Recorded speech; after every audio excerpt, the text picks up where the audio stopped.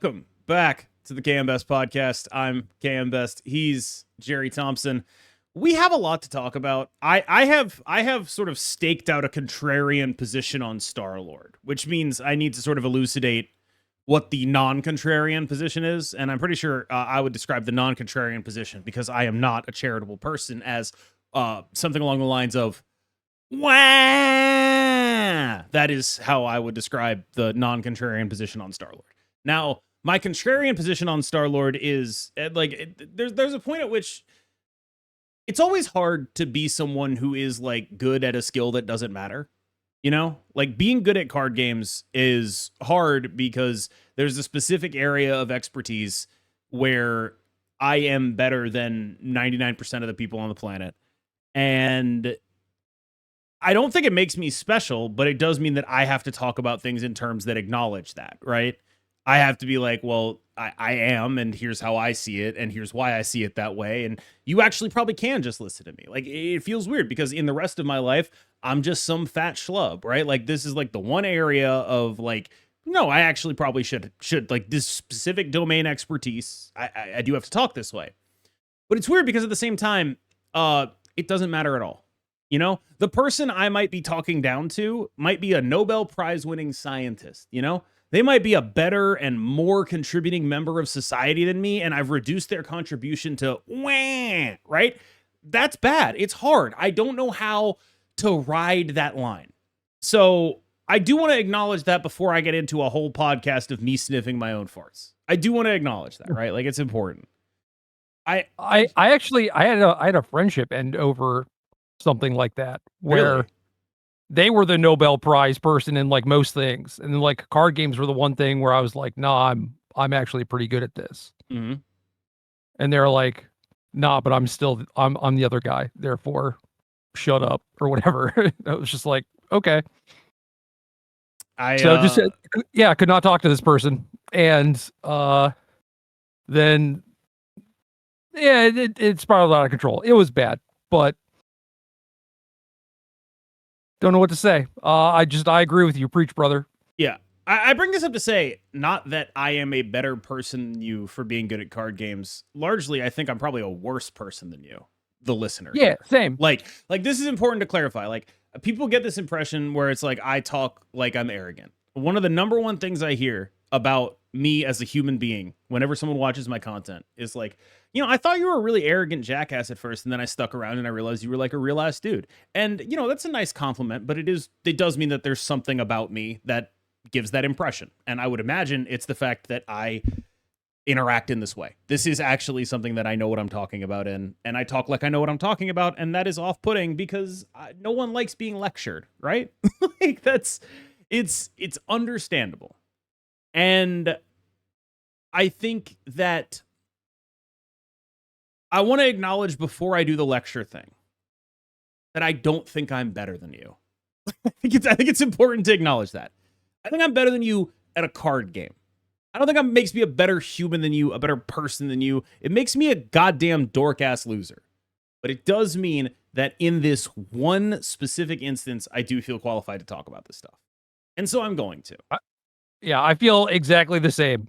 Fellow dork-ass loser over here who, okay, I'm good at one thing, but that's kind of all I got.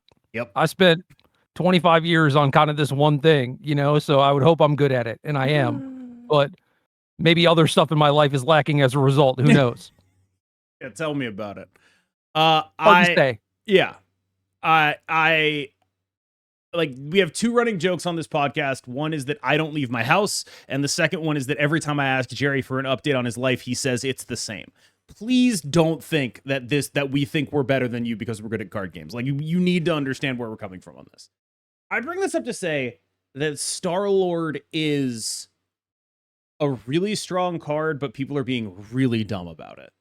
People are being so dumb about this card that it has made me lose. Like, I try to engage with the larger Marvel Snap community. I do like a hot takes thing where I respond to people. I don't discriminate based on anything. It's whatever your rank is, whatever your opinion is. If it's a take that is interesting, I'll talk about it. I don't think about any of that stuff. And I try not to think about any of that stuff regularly. The only time I'll ever seriously rank check someone is if someone is like, hey, you got to play this deck, it's busted and it looks terrible. I'll be like, well, okay, where are you playing the deck, right? Like I do have to do that because that happens enough that I need quality control on it. I don't like that I have to do that. It makes me feel bad too. But this one is like the way really good players feel about this card and how the strength of this card and the way everyone else seems to feel about the strength of this card is diametrically opposed. Really good players, it's like, okay, this is busted, this is busted, this is busted. And then 3 days in, everyone at High Infinite is playing a counter. Every single person. And again, I don't think that means that it's a healthy metagame or whatever. I don't want to talk about play patterns. I don't want to talk about health. I want to talk about power. Is this deck good? Is this deck busted? A week in, I feel like this is like if they released Mr. Negative in 2026. People just don't know what to do about it. And they're like, well, I can't believe they have 23 energy on the final turn of the game. Leave the game. They have 23 energy. They played Mr. Negative Jane Foster. Don't stay. Leave. Like that. That's one thing. And the other thing is, people want to win the game on turn 6. This is not a deck that rewards you winning the game on turn 6. You win the games against this deck on turn 5. They play a turn 4 Star-Lord. You had played a Supergiant.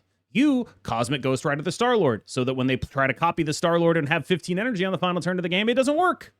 You play a Daredevil and a Cosmo, so that when they try to copy the Star-Lord, it doesn't work. Like, you have played a Jean Grey and a Cosmo, which is actually the meanest thing you can do to this deck. I've been playing the Star-Lord deck just to, like, I need a lot of what I do when I want to, like, figure out what beats a deck is I play the deck, and I'm like, how did I lose, right? So I've been doing a lot of that, right? I'm 0% versus Jean Grey Cosmo, like flat 0. Like you could literally just take the ongoing deck and play Jean Grey Cosmo, put this deck in a blender every time you draw it. Every time you draw it, the deck is in a blender. If someone plays a Jean Grey and snaps me, I leave.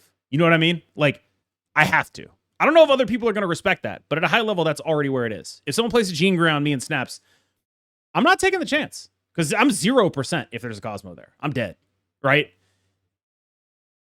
Yeah, I think that makes a lot of sense. I previously mentioned that I had played 0 games with Man Spider. Now I've played a significant number of games with Man Spider. When your opponent is just like, well, I just want to see what they're going to do, you know? And they just let you, like, copy your Star-Lord and stuff. Yeah, I guess it does powerful things. It does really good stuff. But maybe that's not how you should be approaching the game, you know? I'm right there with you where it's like, are there answers to this? Yes. Does that mean that's a healthy metagame? Not necessarily. We'll get to that. Don't worry. I want to table that conversation because I do think there are plenty of valid reasons to shit on this card. I just don't think It's Unbeatable is one of them. And so that's where I wanted to start. Yeah, it is definitely not unbeatable. I mean, I've lost plenty of games where my opponents have done nothing to me just because I'm playing like this weirdo combo-y thing where I need to like A plus B a couple times. And sometimes that doesn't come together. Sometimes my opponent maybe just does a thing that's more powerful than the thing that I'm doing. You know, my draw is not super robust. Certainly I don't know how I could ever beat Jean Grey Cosmo. I've not played against that. Right. I've not even played against Supergiant. You know, people have just been letting me do whatever. I do think that the deck refined pretty quickly into things that I think are pretty cool. Like, for what it's worth, I think the Man Spider version is largely unplayable at a high level because the version you'll see at a high level is like, I'm gonna Eliath 3 lanes or whatever the fuck. Like, a lot of the final turns are something like I'm Eliathing 2/3 to 3/3 of the board, or like playing Fin Fang Foom Eliath, or things of that nature, right? That's what a lot of the high level version of the deck tends to look like right now. But Man Spider takes it from both sides because Man Spider also loses to the Cosmos Supergiant stuff. And it loses to the Eliath 3 lane stuff. So it's a little hard to be a Man Spider deck. But like I I think largely the dynamic here is fairly worth pointing out, which is this card is the most beatable card in the history of cards. Okay, you know what? That's not fair. It's not the most beatable card in the history of cards. Mr. Negative is the most beatable card in the history of cards, right? You put a Mobius in your deck, it's fine. This is 30% less beatable than that. You know what I mean? You have to do a little more work. Sometimes priority matters. Sure. When you're talking about like dusting off Jean Grey. Yeah. It's like, okay, yeah, obviously this maybe takes a little bit more of a specific sort of angle or whatever. But well, Jean is the one that you do for 100-0 matchups, but I'm pretty sure you get above 50% by playing any of the following cards. Cosmic Ghost Rider in any mid-range priority deck, because all of these decks are playing him on 4 and then duplicating him on 5. So if you have priority and you CGR him, they will spend like 6 energy doing nothing and lose the game immediately. Because they'll be like, I'm gonna Arnim Zola him, and he'll be like, you Arnim Zola an 8 power guy, and great job, right? Like there's a lot of that going on. The other thing that you can do that I think is probably free is just like play a mid-range deck with Cosmo and then like one of the 2 costs that intensifies it.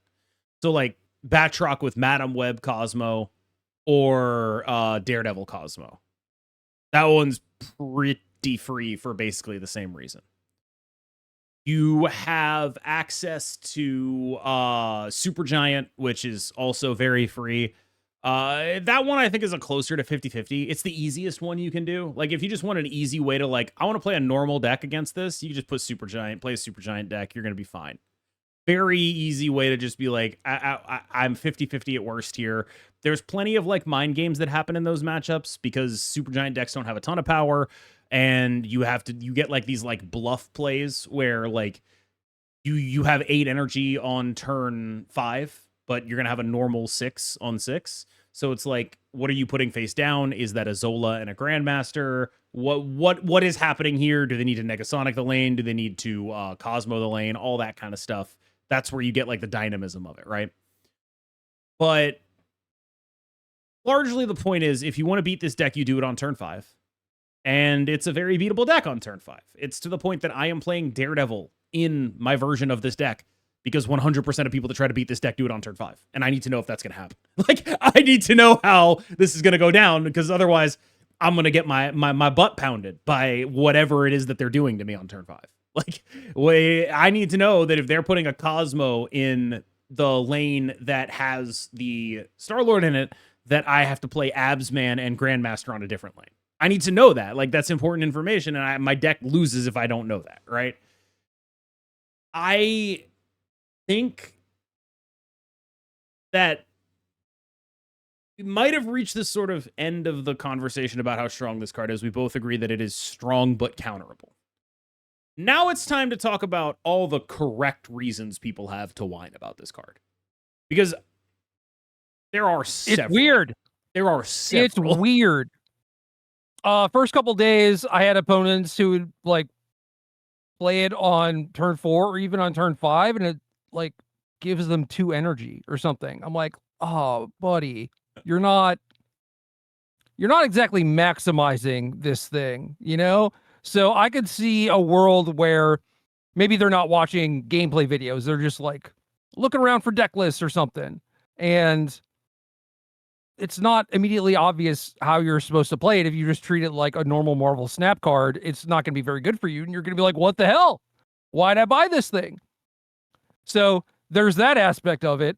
The mechanic of, I don't know, maybe just like skip your turn or like don't do stuff is like not great either, which is kind of one of the reasons I feel like this card is inherently beatable, is because in order to take advantage of it, you do have to do things like that, which, I don't know, while your opponent's like setting up and like playing Jean into Cosmo, you haven't really done anything. It's why the Cosmo stuff works, is because you never have priority.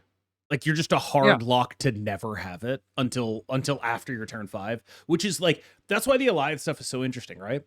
Because if you get to the prio play, right, once you start copying the guy, the copies are also big, and then you will have priority on 6. But Until then, you don't have it until like turn 5, basically. Like you're never gonna have it until turn 5 resolves. If your opponent is playing cards.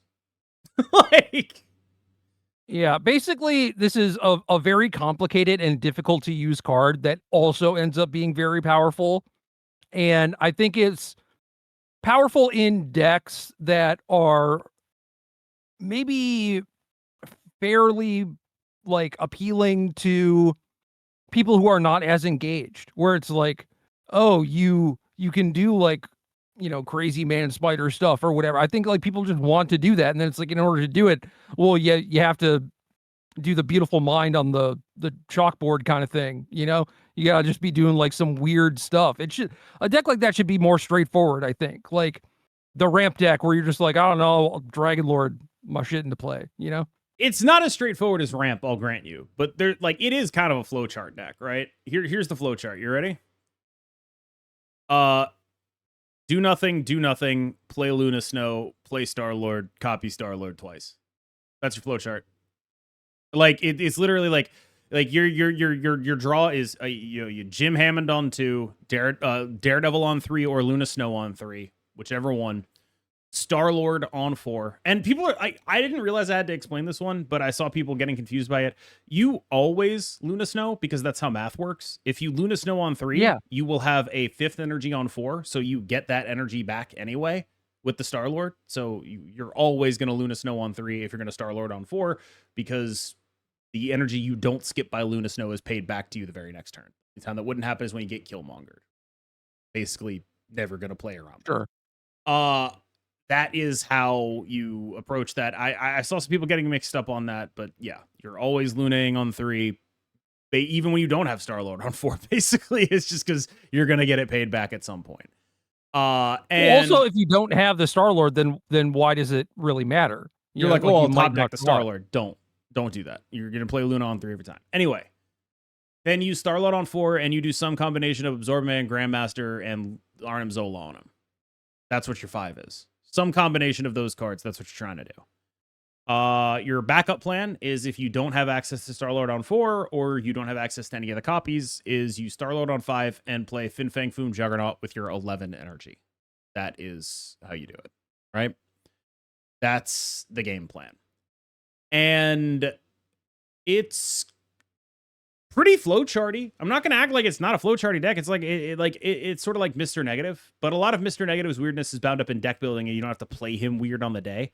Mr. Negative plays obvious, right? Oh, I play Mr. Negative. That's my goal. My deck building is set up to like allow me to play Mr. Negative as early as possible and get as many draws off him as possible. I grok that pretty easily. Grok in the original sense, not in the sort of fakely racist Twitter AI sense. That all plays. I'm with it.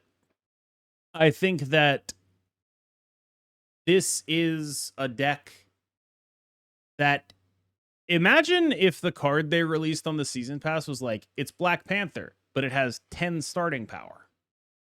Imagine what week 1 of that card would look like. You know what I mean? It would be a lot simpler, and people would probably be doing it. Yeah. And then people would be like, well, I don't really want to play anything to beat it, so I'll just let them do it, and then I get to complain about it. No, I actually think that that would be easier, because people would just be like, oh, I'll Shang-Chi it. It's okay. But this deck, it's all from hand, so you can't turn 6 beat it, That's like the big thing about this deck, is like, it's all from hand, and it's got like Goliath shit. So you just don't really have that built in. I guess that's the problem, is that the techie sort of stuff, the way that you interact with this, the best, is in a lot of ways like things that are proactive. Yep. It's not just like, oh, you played a big creature, I'll kill it kind of thing, where that is fairly easy, but it requires planning without your opponent necessarily showing you the thing that they're going to do. Yeah, so you have to beat this deck on turn 5. If you don't turn off their extra energy, they have the correct combination of some, like, Juggernaut, Goliath, Fin Fang Foom, Red Hulk, some combination of that's going to beat you. Don't know what it is. Maybe a Zola, maybe a Grandmaster. Who the hell knows? But some combination of that stuff is going to beat you. Once they've done they're going to beat you. You're not going to win against the 22 energy, the 15 energy, whatever it is. You're not going to beat it. Stop. Beat this deck on turn 5. And that's the doable thing. And that is why I think it's like such a It's throwing people for such a loop because the baseline of Marvel Snap is people want to beat a deck on turn 6, and deck doesn't really give you the opportunity to do that. It's too good at winning on turn 5. Well, what do then? If people are playing and they are frustrated, what is like the lowest opportunity cost thing that you think you could do? Is it just put in the Cosmo? The Batroc deck with Daredevil Cosmo, extremely low opportunity cost. Daredevil Cosmo Negasonic, just really punishing for a turn 6 deck. Like, really punishing for taking away opportunities, and then also, like, nice Fin Fang Foom, dumbass. It dies. Or, like, there's that kind of stuff, right? Like, that's super real. But it's so big. There's a lot, like, that kind of stuff. It's also just, like, the deck is really good anyway. That's the lowest hanging fruit. Other low-hanging fruit, though, I think you could... I'm pretty sure about this one. I'm not positive. I'm like 95% sure you could just play like a zombie deck with Cosmic Ghost Rider in it. And it's like, oh, I took priority. I'm going to Cosmic Ghost Rider their guy. And then you Cosmic Ghost Rider their guy. And then they tried to copy their guy and they die. I think you could play like most mid-range decks with like a Cosmic Ghost Rider in it. And it's like, oh, I just win. Like, you have to care about priority a little bit, but you're probably going to be better at it than they are, right? Super Giant's pretty low. Super Giant's pretty low hanging fruit. Gene Cosmo and ongoing, like, you literally just play a Spectrum deck, put the shit in a blender. Like, I'm super serious about that. Like, yeah, the day of the tier list after I'd recorded it, Big Baby and Derek and I were messing around with that, and it works. It works. We figured it out too late for it to get to the tier list, but it works. It's super real. You can absolutely do it. Like, you can. Jean Grey Cosmo the living shit out of these guys. They die. It's 0%, and you're still like a kind of functional deck. The ongoing deck is still like a deck. You know, it's an actual deck. You're not like really giving up that much to do what you're being asked to do by this metagame. Like, remember when people were playing the ongoing deck and it was like, I'm playing Mobius and Stardust, you know? Yeah. It's like that. Like, it's like that. That's what you got to do. It's like, okay, I'll do it. There's also the Hela version of this, which I think mostly sucks, but I'm rooting for it to be like a low elo killer to get Hela nerfed for no reason. I think that would be sick. The Hela version of this, I could start playing it. I could be your horse. It's so sick. Like, it definitely does feel like the kind of thing where it's like, this deck probably shouldn't exist, right? Like, it's not busted, but it is just like, all right, man, like, get rid of this shit. Have you seen it enough? Do you know what I'm talking about when I refer to it? Like the idea, sure, but I don't know specific deck. It's just skip until turn 5 Star-Lord, so you have 11 energy, MODOK Hela. You just revive your whole hand. Yeah. Like, they very much sort of reinvented Galactus from First Principles here, where it's like, if you ever lose more than 2 cubes to this deck, that's on you. Like, you did that. Like, that's your choice, buddy. It was your choice to do that, right? Like, you saw what was happening here. You saw them play a Howard the Duck, which, by the way, shouldn't do that. But it is a deck that exists. I'll say that much. I don't know, man. You're telling me I could possibly farm Howard the Duck boosters while doing this? Like, you could. You know, maybe. Yeah, but like, if you see your opponent play like an Invisible Woman and like an off-curve Crystal, and you stay, and they play a Star-Lord on 5, that's on you. Or certainly, they snap you, and you're like, yeah, I'll snap them right back. They haven't done anything. Yeah, that's the Hela deck right now. It's very funny. It's definitely not the best way to play Hela. Like, just the Denish version of Hela is actually better, because fun fact, you know what else kind of counters Star-Lord a decent amount of the time? Gambit. Like, the whole premise of beating the whole premise of beating Star-Lord is like, if they just don't have the thing to duplicate on 5, they die.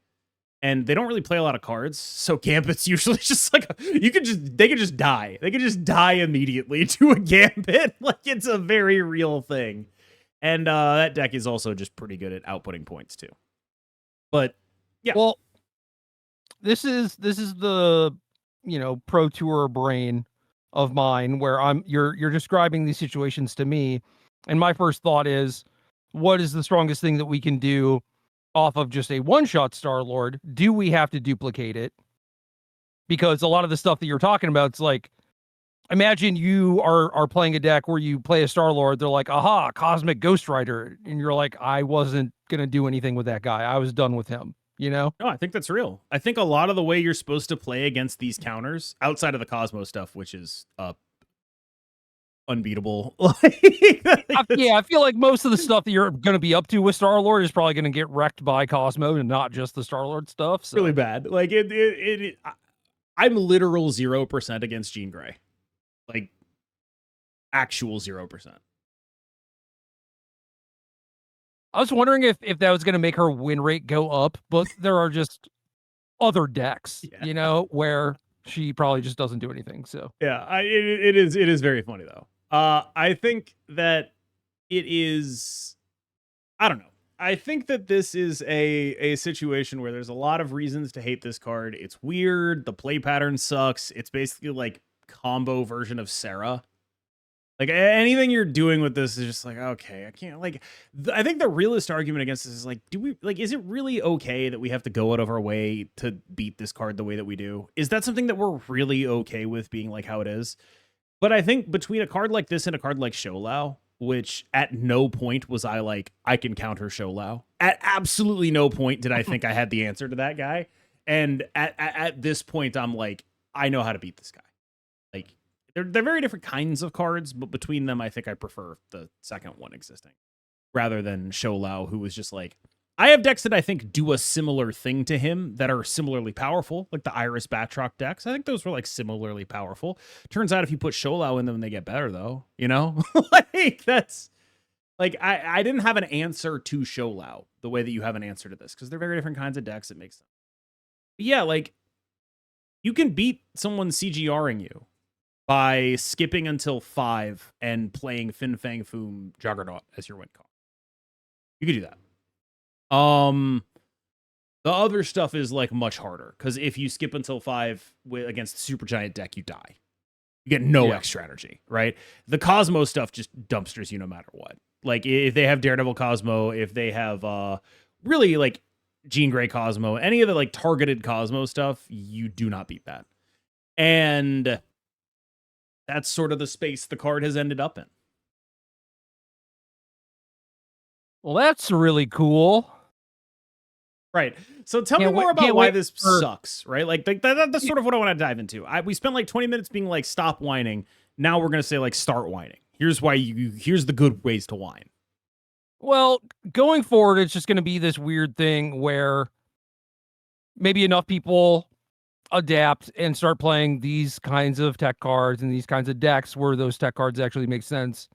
And then people stop playing Star-Lord, and then people probably stop playing Supergiant and Jean Grey and all that stuff.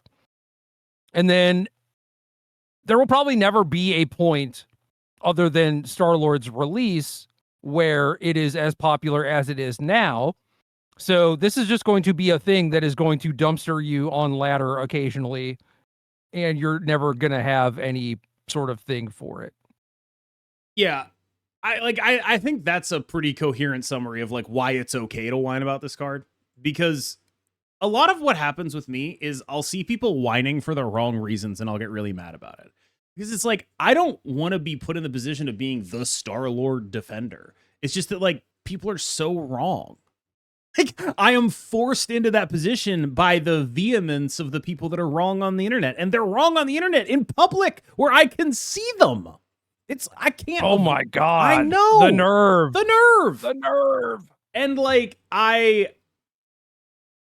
realize it's tilting at windmills. I just want people to be like mad at Second Dinner for the right reasons and not the wrong reasons. Yeah, but I believe that we've talked about this before, where I think a lot of people doing those sorts of things are mostly just looking for like connection and human interaction. And like, this is the thing that they know, like, you know, you can rage bait and get e-hugs from people. Like that is just a thing. Yeah, I suppose. It's not a good sign of the times or anything, but I do think it is more so that than like, oh, they are being very diligent in the things that they complain about on the internet. I feel like that is just not the case. They're just like, I need to fire something off here real quick. Sure. I don't know. It comes up a lot. Like, I think that, and I fell into this. I hated the climb this month because of the Star-Lord mirrors. They're so fucking bad. Like, genuinely, they are the worst mirror. It's Mr. Negative mirrors. That's what you're playing. It's just dump your cards on the table. Who had the right cards at the right time? There is no play to them. It doesn't matter how you tech your deck. It doesn't matter if you're smart enough to be like, oh, I'm gonna build for the mirror. I'm gonna play Leader and Red Hulk. Who gives a shit? If they do the thing and you don't do the thing, you have nothing that is a bring. You can build your deck to win the matchups where both of you do the thing. But you cannot build your deck to even have a playable game when they do the thing and you don't. There is nothing to be done there. Red Hulk functioning as a tech card is funny, but I don't think it sounds very good, because if they are able to do the thing, they're probably going bigger than that guy. And if you're doing your job and shutting down the Star-Lord, then you probably don't need him, right? No, he's actually great because he is the biggest guy that doesn't get meaningfully Eliath. So, like, he'll have, like, 22 power or whatever.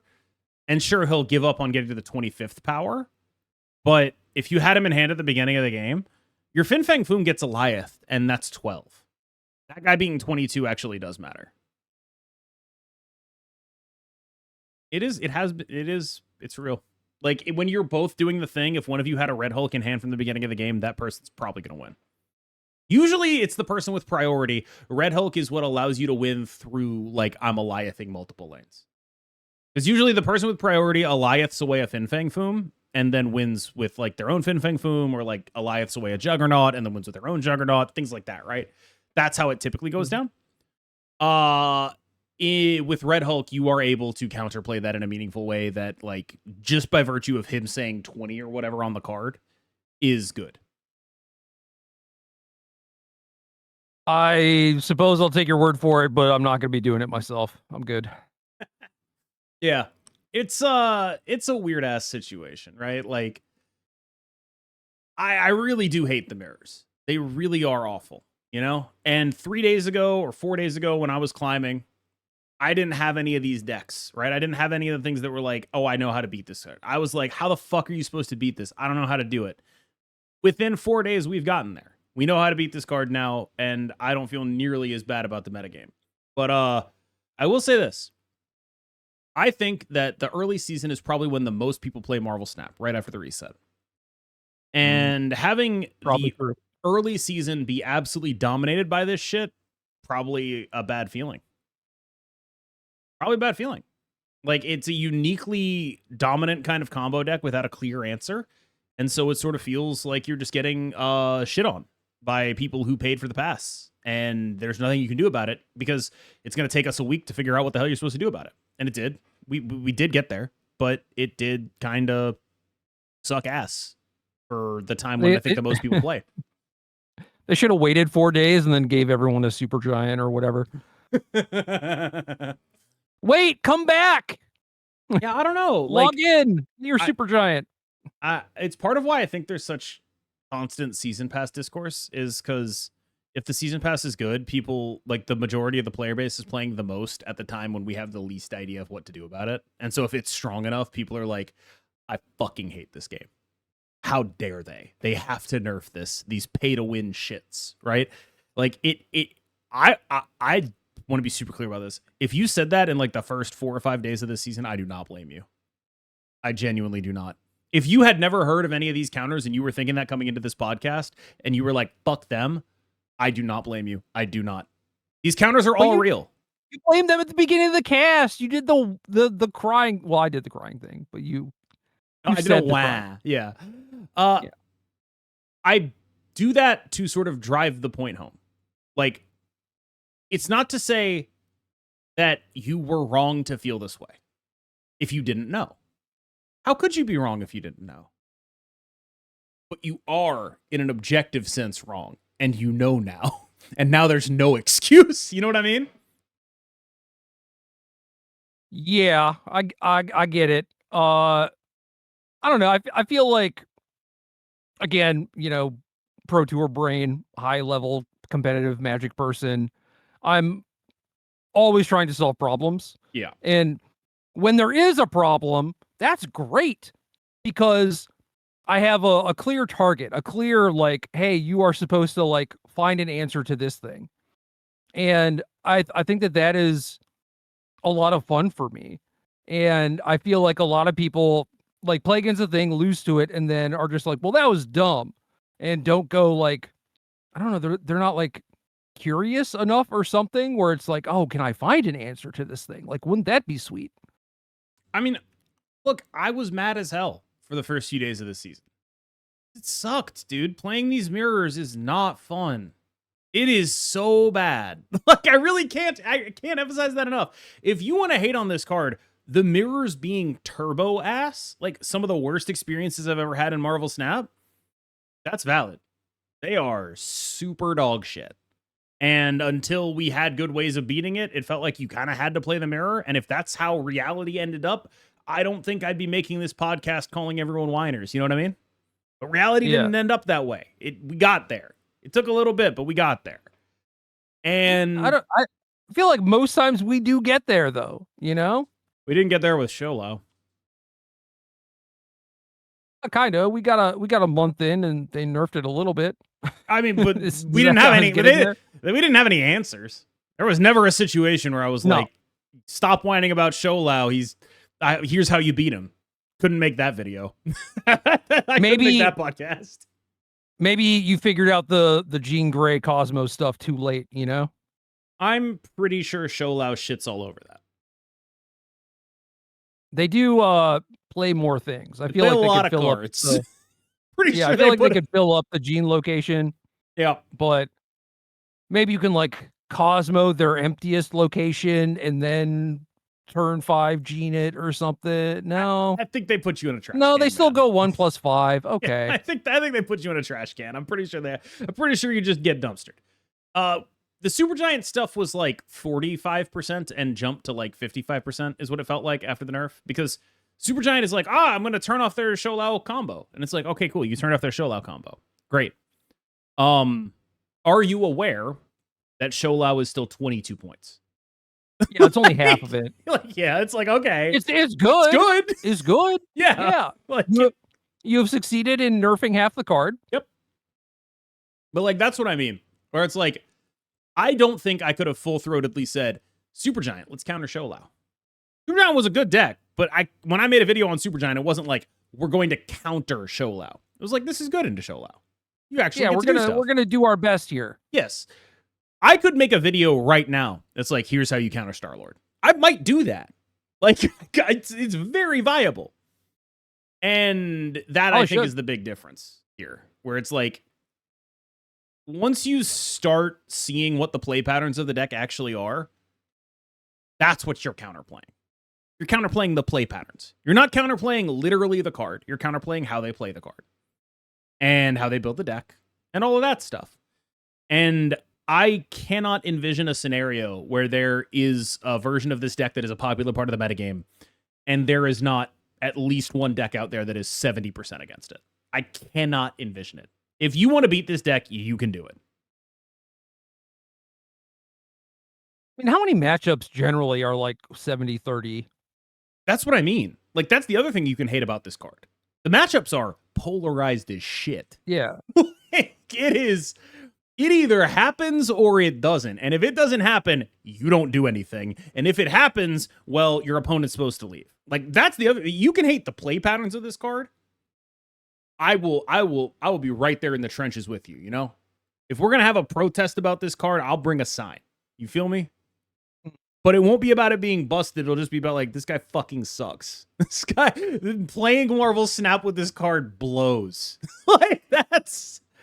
The problem is, almost 100% of the way that this card sucks is totally justified by how cool it is to do the final turns.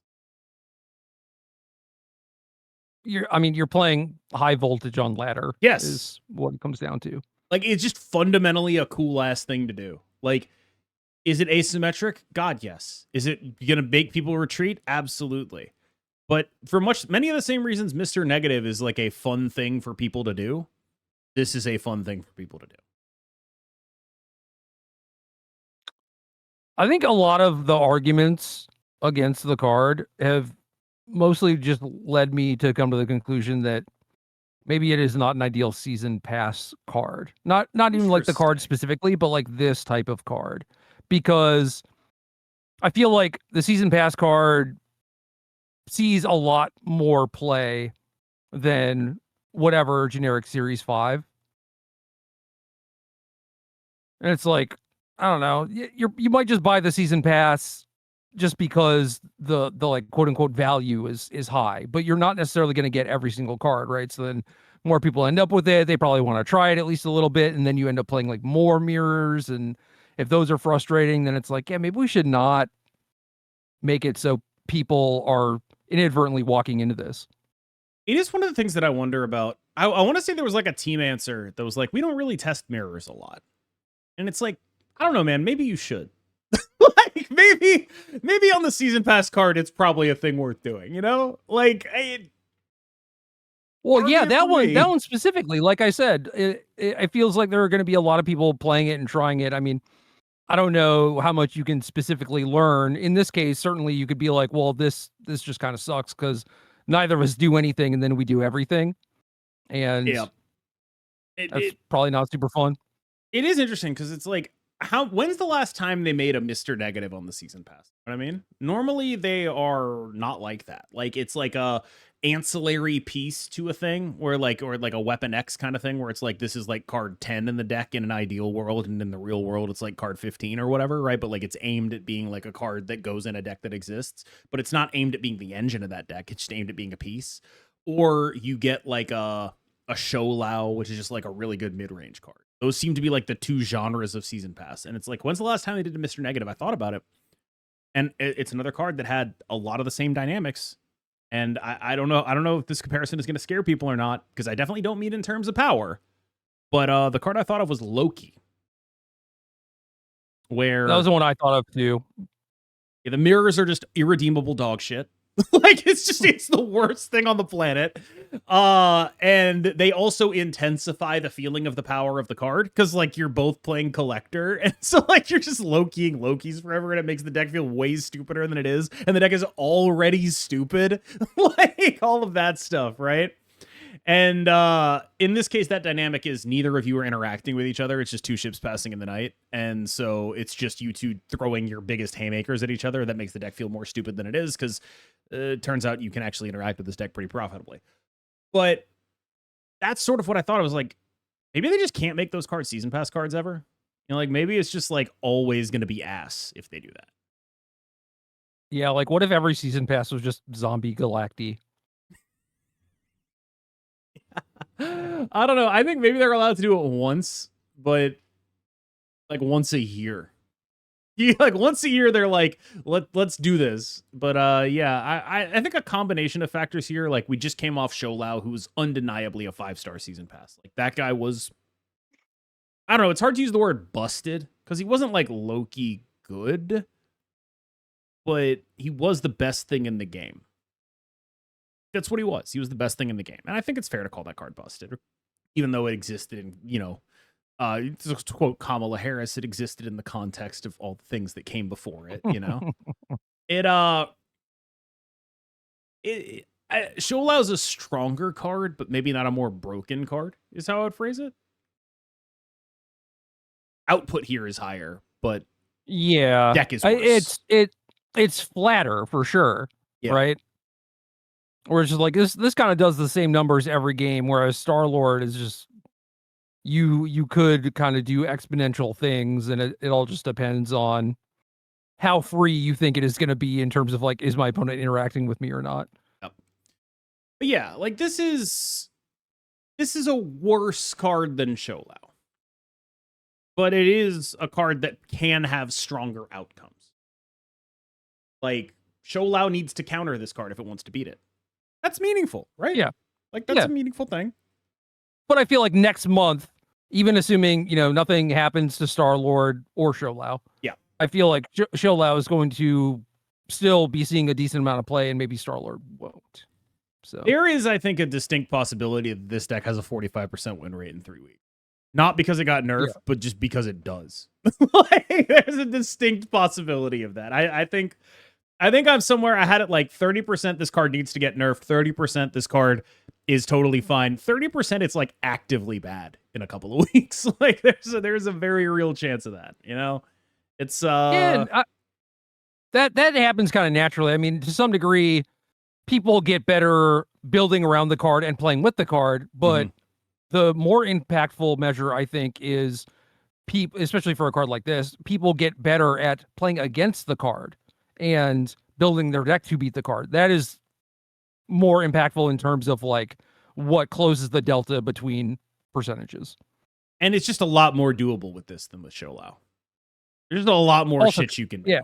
Like if you ask, like we already had this conversation. I'm not going to reiterate it, but I have in 4 days I had more answers to this card than I had for Sholau in 4 weeks. It's just a fact. Like just literally true statement. So where does that leave this card? Like, and what does it mean for Marvel Snap that they can do this? Like, do you think here's a question for you. In the world where people adjust and this card is not very good going forward because people figured out what they had to do to beat it, you think people will be like, I was wrong? Like, in complaining about it? No, yeah. they never will be. I don't see many Reddit posts where it was like, oh, hey, I just want to point out the fact that I was wrong when I said this a month ago. I do that sometimes. I feel like I have to. But yeah, you have to be accountable to some degree, you know? Average anonymous Reddit poster does not, right? So yeah, I guess. I don't know. It's just like, it's one of those things where it's like, I thought this card was pretty good. And it ended up being, at least right now, significantly better than that. But at the same time, I can see a very real path to me having to make a video that's like, you know, I don't even think this is a 4-star card anymore. You know? I think this guy's trash. I think that I'm more worried about that at this point, is that like that's the direction I'm going to be wrong in. As a person who used to make a lot of content, the way I would frame that sort of thing is like, great job, Marvel Snap community. You figured out how to take down like this big baddie. You guys did great. You figured it out. You listened to the right people. You copied their deck list. You learned how to play against it. We did it. We took down the menace, right? That's good. I like it. I think that's I think that's a good framing. Yeah. Yeah, this is Dredge. Yeah. Yeah, that's basically what this deck is. This is Dredge. And not Hogak. Just Dredge. No, Hogak is like Sholau. Hogak didn't even win that PT. Sholau would have won that PT. That's all I'm saying. I think Hogak had the best numbers. And I think Tron's would have beat the piss out of Sholau, but what do I know? Tron beats Sholau? Are we doing cross game matchups now? Well, you're just saying like, oh, Sholau would have won the PT. And I was like, no one have. It's gonna lose to the go bigger deck. Tron is the go biggest deck. Okay, all right. You're playing 6 1-drops. I'm playing Ugin. Wipe your board, dude. Can we talk about how Fin Fang Foom is basically that? He's kind of a board wipe. Like, kinda. Isn't he a little bit of a board wipe? Like, I like I said, I love that card. You show me like the most expensive card in any game, I'll be like, that's the coolest guy. Like, it's so easy for me to be like, yeah, I love Blue Eyes Ultimate Dragon, right? I have 5-headed dragon. That's my guy. Croson Cloudscraper. That's my guy. The most expensive is Dork in any game. That's my guy. Tron is a deck that if I had money at the time that it was good, I would have been playing. You know what I mean? Like, that is absolutely exactly the kind of gameplay I enjoy. It's like, turn 3 Karn Liberated. What up, though? Like, that's my shit. I'm sending you a thing. I know you can't look at it right now. Yes. But this is going to be a little treat for you. after the cast finishes, Hmm. I'm sending you the card Boulder Fist the Pulverizer from Kaijudo. Hell yeah. They I saw what large and green. I saw what I think was a Kaijudo card the other day, which was named like Ballsack Dragon or something. Bullshack Dragon, yeah. Yeah. What is their problem? Like, well, you made that joke about bolts of Balthak. Yeah, which again, what is their problem? I don't know. We weren't cultured enough back then. We never made that joke. Not that I heard. I wasn't really super into like the Duel Masters community or whatever. Maybe that's an old joke, but that's crazy. Like, I cannot believe they made Ballsack Dragon and nobody was like, should we change this name? Like, nobody, at no point was anyone like, is that bad? I will cast my Ballsack Dragon. Like, what? Why would you like that never do that? That never came up in playtesting? No? It is genuinely like, and like that's like the iconic, it's like their Blue Eyes White Dragon or something like that. Like that's like the face card on packs and it's named Ballsack Dragon.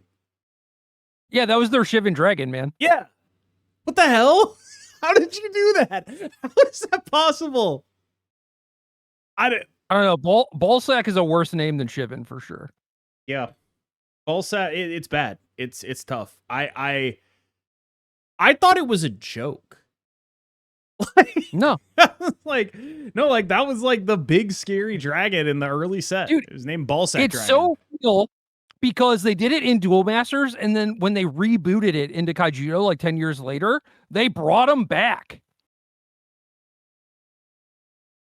I think we're doing a retrain of Ballsack Dragon. Hold on.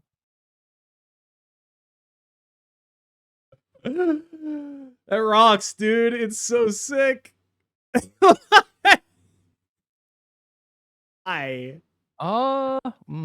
Thought there was an armored one. Oh, armored Ballsack Dragon? They gave him a cup? No. Supreme Dragon Ballsack.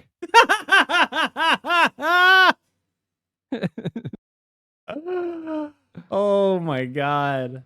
That's so sick. That's so sick. I like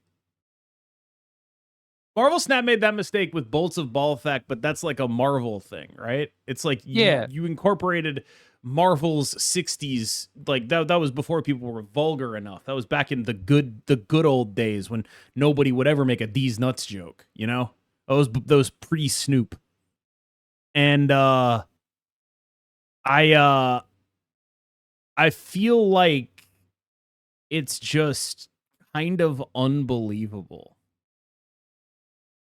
that they did this in like the year of our Lord 2003 and no one told them. Yeah, well then they ran it back. Yep. In 2013 and then ran it back again in 2014. So what do you mean they ran it back again? What's the name of the other one? Supreme Dragon Ballsack. Oh, I thought that was the 2013 one, and then they made like another one in 2014.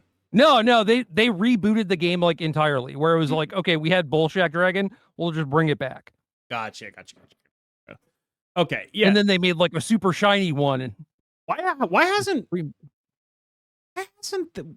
actually it's a really good point. Why hasn't Magic ever done like Furious Shivan Dragon? Well, they kind of did it with Two-Headed Dragon. I think like there was clearly a comp there that people made. It's like same cost, has the two-headed bit where like something to do with attacking or blocking. But yeah, they should just make like, I don't know, Tarmogoyf on steroids or something, right? Yes. Tarmogoyf comes up in conversations we have fairly often as like a synonym for washed. Like that I think is sick. I did want to bring this up because like we talked plenty about Star-Lord. He might be on a Tarmogoyf track. Like he might be like the world's fastest Tarmogoyf. What is the most washed Magic card in history?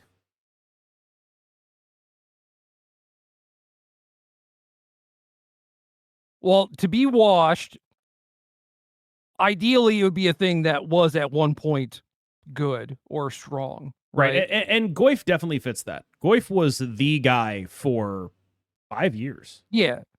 Oh, I think longer, honestly. Longer? Like the fact that it went back to like legacy and stuff too, like that was kind of unheard of. Not that dethroning Werebear took a lot or whatever, but it was still a thing that happened.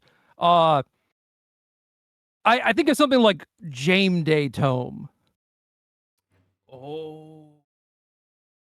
Which I don't know if it was like ever really good. Time. Interesting. I don't know if it was ever good. People played it, you know? Cards that I think are in this category that they do play was me rallying against this card, Castle Vantress. I remember that card. Yeah, that card sucks shit. And people always put it in their decks. Gerry, it could draw me a card. Part of this. No, it couldn't. It only scryed. Oh. 1 BB was a scry? No, Castle Lochthwain was actively good. That was the Castle Vantress is the blue one. Yes, you're right. No, that card is ass. Lochthwain was sick as hell. Yeah, okay. Because in a lot of instances, you're playing that alongside like 16 swamps or something. Yeah. Their Castle Vantress deck had like 6 ways for it to enter untapped.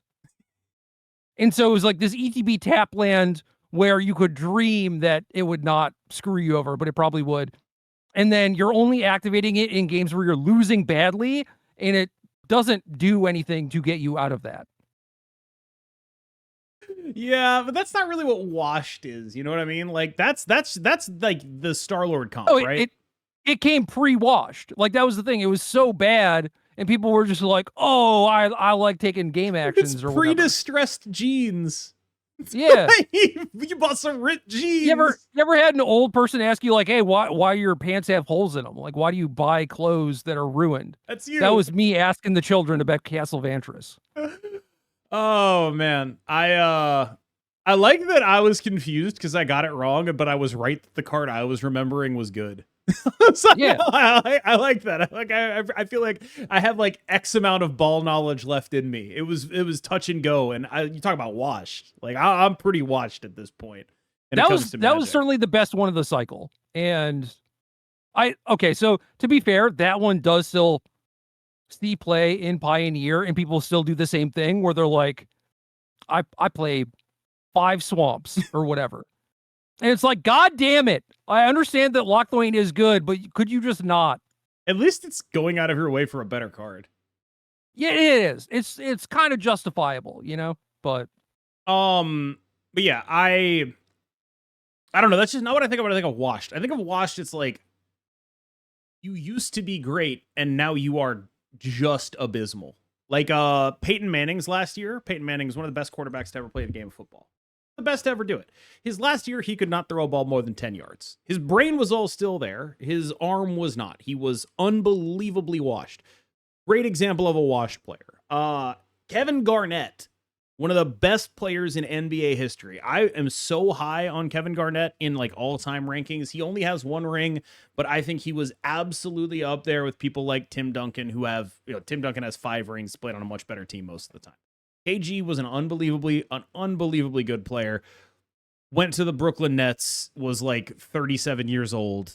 Awful. He is the face of washed. When you want to call someone washed, what you do, like if you're making an In the Big 2026 post about anything, you attach an image of, or not even an image, sometimes it's a video of a hype video for Kevin Durant on the Nets. It conveys the meaning. Like, he is the face of washed. There is even a song, which is Outstanding by the Gap Band, which has become the theme song of washed because it was used in that video. You post the Gap Band doing a Tiny Desk, singing that song is what people on Twitter will post at someone to call them washed. We have gone through multiple layers of hieroglyphics of washed here. I do not believe Castle Vantress is washed because it was never that good. Give me a card that was good. Give me a card that was good. Jame Day Tome, I'm also kind of skeptical. Like, that was maybe the Castle Vantress of its era. Yeah. Give me something good. And I understand you only had 400 cards or whatever, but still. Ooh, Elspeth Knight Errant. Ooh, Jace the Mind Sculptor. No, Jace is still arguably playable in some spots. I don't think it's good in those spots. It's well, no, this is like a Vantress. I was gonna say Keranos. That's like a Castle Vantress to me, though. I thought that one was always bad. But Elspeth Knight Errant, the original Elspeth, I believe, Shards of Alara. Yeah, that card took slots from Jace back in the day in UW in Legacy. Yeah, they're like, oh, I need to kill you, and doesn't get hydroblasted, doesn't get pyroblasted. Like, all it does is make a token and like giant growth the token. Actually, so fucking embarrassing, dude. Have you seen the card? Have you seen the card Minsk and Boo? Yes. It makes the token for free.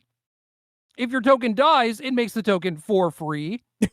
It then puts 3 counters on the thing, and then you can sack it to draw cards equal to its power. And it has haste. Yeah, that's a good and also, one. Minsk and Boo might be washed now. So I don't know. Elspeth is. Yeah. Yep. I buy Elspeth. I would argue Jace is undeniably washed, though. You don't have to be unplayable. You just have to be like shit, and he's pretty bad. He's pretty bad. He was the GOAT. I agree. That was like the best card in 3 formats. Yeah, it was the Tarmogoyf of its time, or whatever. Kind of worked well together, also, but now it is comical shit. Yeah, it is like, what the fuck are you spending 4? You're spending 4 on that? What the fuck are you doing? Like, playing any deck that he can play is just locking yourself into like, well, you're gonna have a 45% win rate. enjoy your 45. You think that's high? You think it's high? Okay. Yeah. I mean, if you're talking about main decking like 2 to 3 copies, yeah, that's high.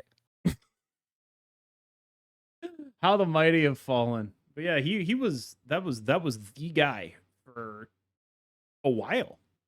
Like he lasted longer than I think a normal good card from that era would have. He had range, I feel like. He was there.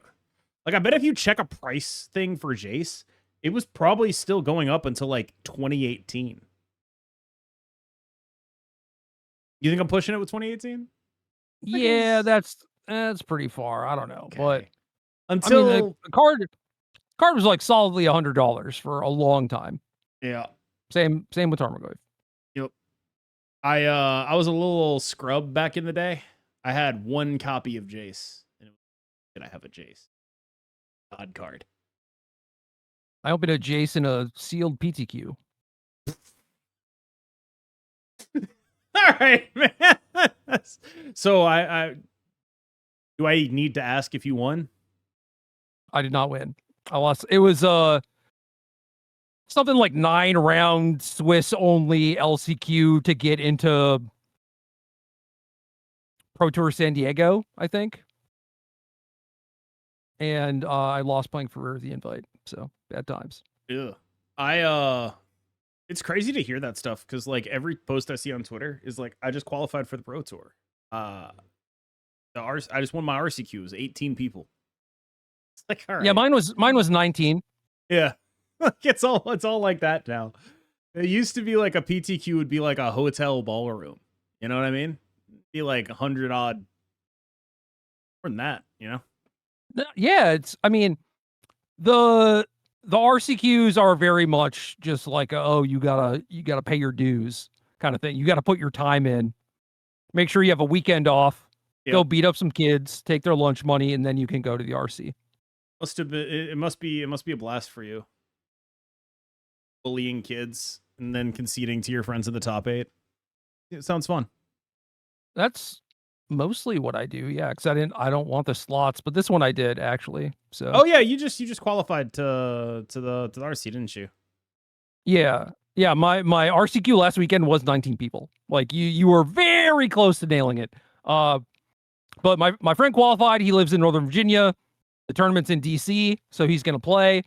and it would be more fun if I played alongside with him. I was going to be at the event, but probably just hanging out. So then I had to do it to him, KM. I turned it on. Yeah, you talk about the 18 versus 19 thing, where it's like I was very close to guessing the exact number. I should have guessed 19 or 17, because why would there ever be an even number of people? Like, of course there fucking isn't. Like, of course it's the odd number. I'm so stupid. Of course they have to do by mat. Why would there ever be an easy tournament? Well, okay, so they announced 18 people. They paired us for round 1. I did the die roll. We drew our opening hands, and then he's like, wait, hold on. Apparently someone's not in the event. We have 19 people. That's so So we're like, are we getting repaired? And he's like, no. And then he's like, wait, yes, we are. Then we all pack up our stuff. And he's like, all right, pairings are up. They're the exact same. So we're like, well, you did mean to repair, right? So like, we should just wait until you fix this. And he's like, I can't fix it. Just play. Whatever. I'm off it. We sit down, shuffle up, and then he's like, wait, nope, it just repaired. Never mind. This is not real. And yeah, 30 minutes later, we started playing round 1. But in fairness, that was like a Wizards thing, not the TO, the head judge. He was doing his best. I just think it rocks to be like, nope, not repairing. And then you think about it for a second and you're like, that's so unfair. Yep, we got to repair. like that's how I imagine that thought process going. It's like, nope, not repairing. And then it's like, oh, no. We can't just give out buys based on that. Well, I think what happened for the second one was I was initially like, well, what are they going to do? Just give the person who came in late a buy? Like, I think that is really silly. And then they're like, no, we just have to give them a loss. And I was like, well, that's also stupid. Like, we should just not do that. Yeah. You know? How are those the options? That's it. It's like you're sitting at a 3-way intersection. In front of you there's a wall, and to the right of you there's a wall. And you're like, damn, dude, I have to go straight or right. I have to go straight or right. I can't turn left. I'm Derek Zoolander. I can't do it. And then you just turn straight into the wall. Like, yeah. It's like that. Those are not the options that should have been on the table. How do you even end up at we have to give him a loss? It was the only way they could let him in because the thing wasn't working properly, you know? Oh, okay. It's like a software issue. I've heard bad things about the software. Yeah, it's not good. And then he was later complaining about this other software that these other games use as being worse, which I found pretty funny. How is it so, like, I know this is a problem like a million people have asked. How is it so hard to build a functioning tournament website? I don't know. Like, I know there has to be a reason, you know, like why it's so hard to do this, because nobody does it well, it seems, and it's just constant, right? It's unbelievable. 25 years I've been waiting, dog. I've given feedback to 2 people who had built things. None of it got listened to whatsoever. Hell yeah. And many years later, these things have still not been fixed, despite like me not being the first person to voice these things. Like, hey, guess what? If you're at a Magic tournament, you are probably using this thing on your phone. Maybe you should optimize the thing for mobile. And they're like, nah, I don't think so. Meanwhile, every other developer on planet Earth is mobile first. Yeah. That's how, like, the most millennial thing about me is that I use my laptop for big purchases. They don't do that. People younger than us don't do that. I use my phone for everything. I don't know. That's crazy. You're spiritually Gen Z. You've ascended. You're reverse Unk. I was traveling too much, and at some point it just became like, well, it's more convenient for me to like write my article on my phone. So I just did that. That's crazy. I have big fat fingers. I don't have that ability. I mean, it wasn't great. You get better at it, obviously, you know.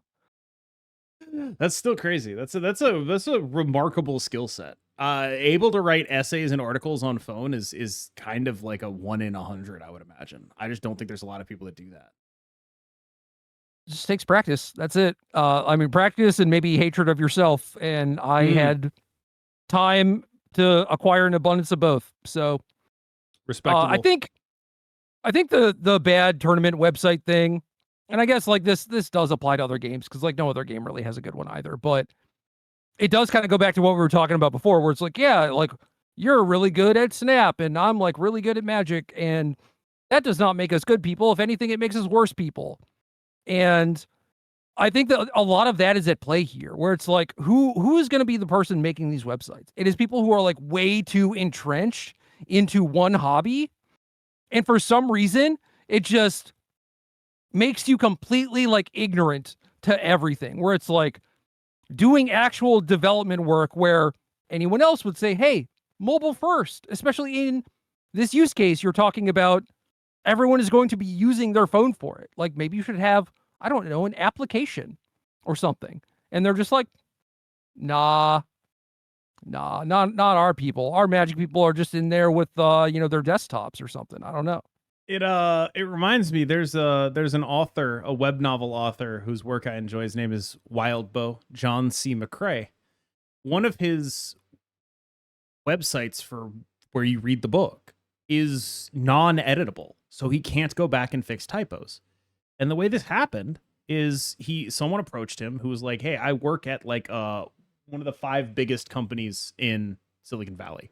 They call them FAANG, FAANG. It's like the abbreviation for, I want to say, what is it? I forgot what the F is, actually. I probably should remember that, but it's like Amazon, Netflix, Apple, Google, whatever. They're like, it's probably not Netflix either. I don't work in tech. I don't give a shit, right? Yeah. But he worked at one of those. Big deal. Big deal. And he was like, let me run your website for you. I love your work. I'm a big fan. And he did a really dog shit job of it, apparently, and then just left. And that feels like a lot of like Magic websites are that same way, where it's like, oh, you're a really good player. I am a hobbyist with an interest in coding, or I have a technical background, and we're gonna mix these together and we're gonna create a great Magic website. And it's like, for some reason it doesn't work, and I couldn't explain to you why. If you asked me to understand why a guy with that pedigree was unable to make a WordPress site work or whatever, like, yeah, I don't know.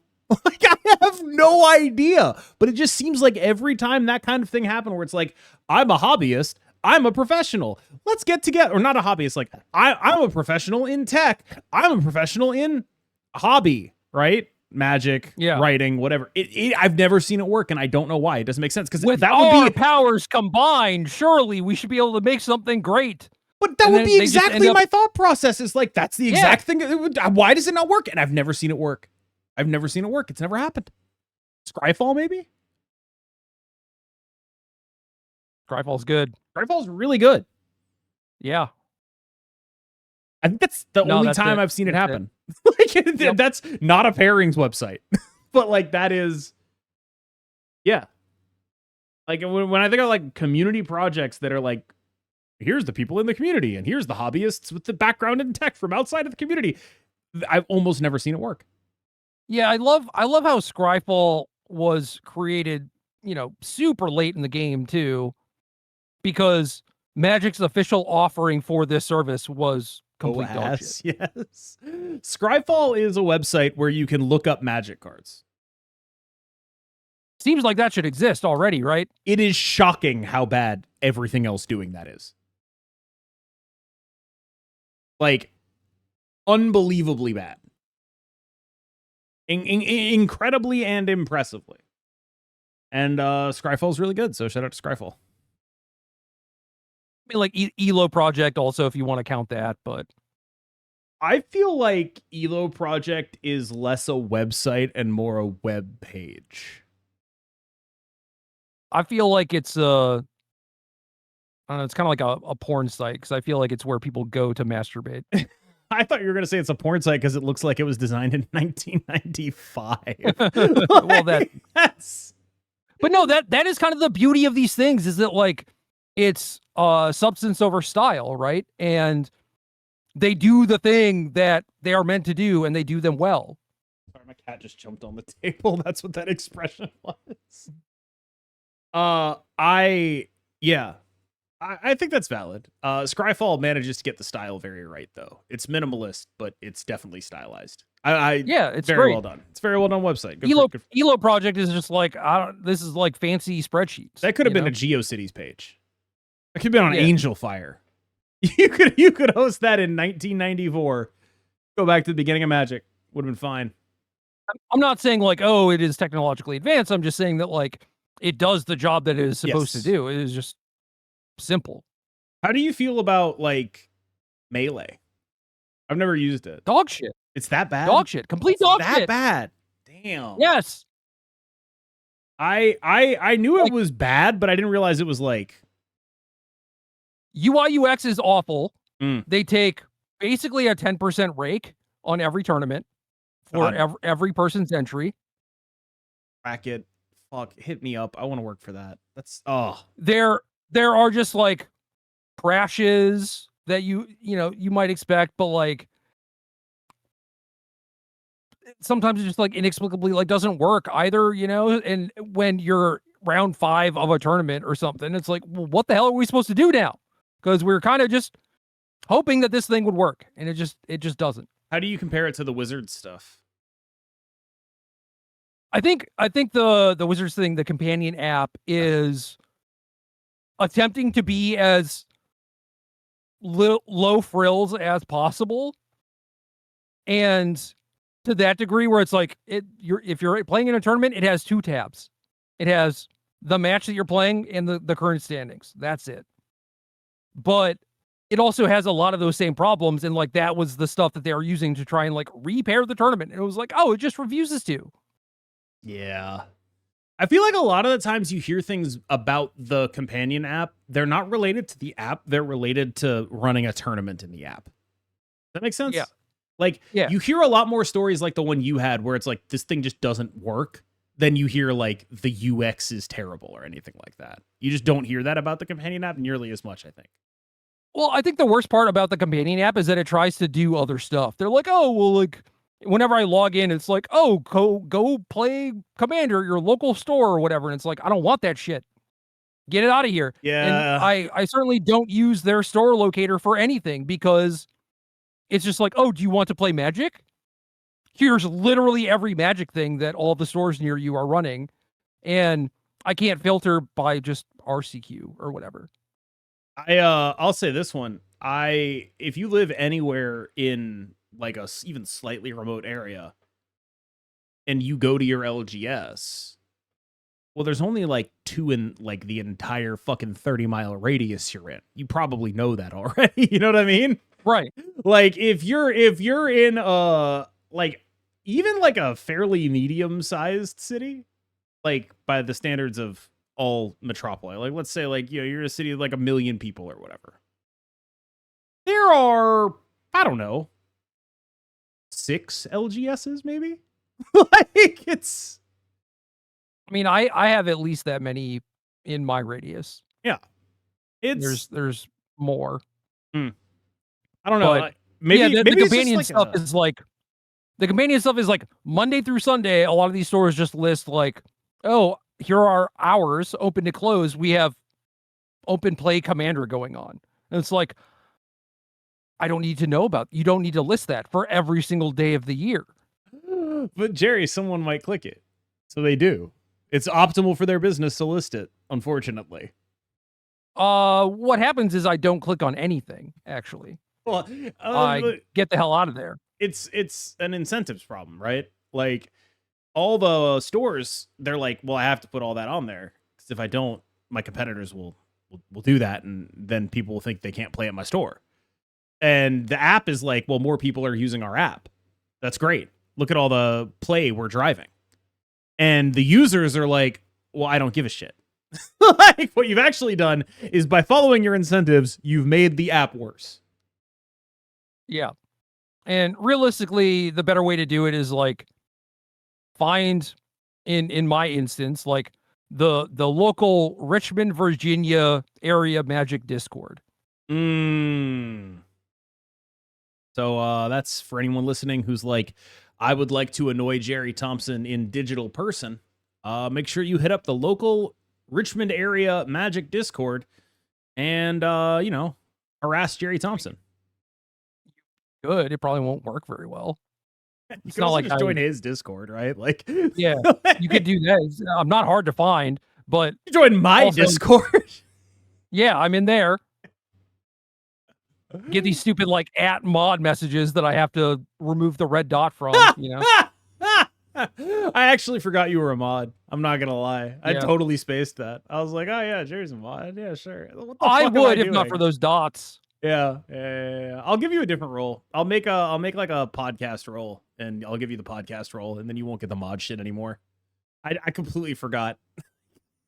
I'm not taking any moderator actions, let me tell you. I'm pretty sure I'm a mod in your Discord. I've taken 0 moderator actions in 5, 6 years.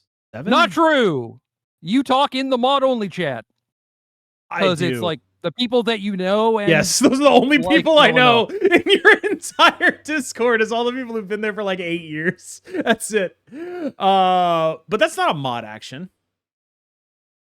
It's an action that only a mod can do. But it's not a mod action. That's a different thing. Maybe moderators, heavy air quotes, have different responsibilities in your Discord than they do in mine. In mine, it is just to be a cool person. I have a mod who I modded specifically because he was an active general chatter that I knew and trusted. But also I knew he would never take any mod actions. So I just added him so there would be a moderator in general chat to scare people. Like just so like people would see the name and like be a little more normal. Yeah, you just gave him the deputy badge. Yeah. It's like he's a scarecrow. He's a human scarecrow. Yeah. For my Discord. That was like the entire process. It's just like, we got a human scarecrow over here. Let's go. Yeah. My mods, some of them do stuff. Usually the ones that are involved in organizing tournaments, but they don't do stuff in that sense. They just organize tournaments. They don't take mod actions, right? People that actually take mod actions in my Discord are few and far between and incredibly appreciated because I can't be there all the time. Yeah, whenever my people do stuff, and they do plenty of stuff, I'm always like, wow, thanks. Yeah, it's like, what a favor. I was not expecting that. That's so nice of you. Remember to thank your local moderators, people. As always, I've been KMBest. He's been Gerry Thompson. We will see you in the next one.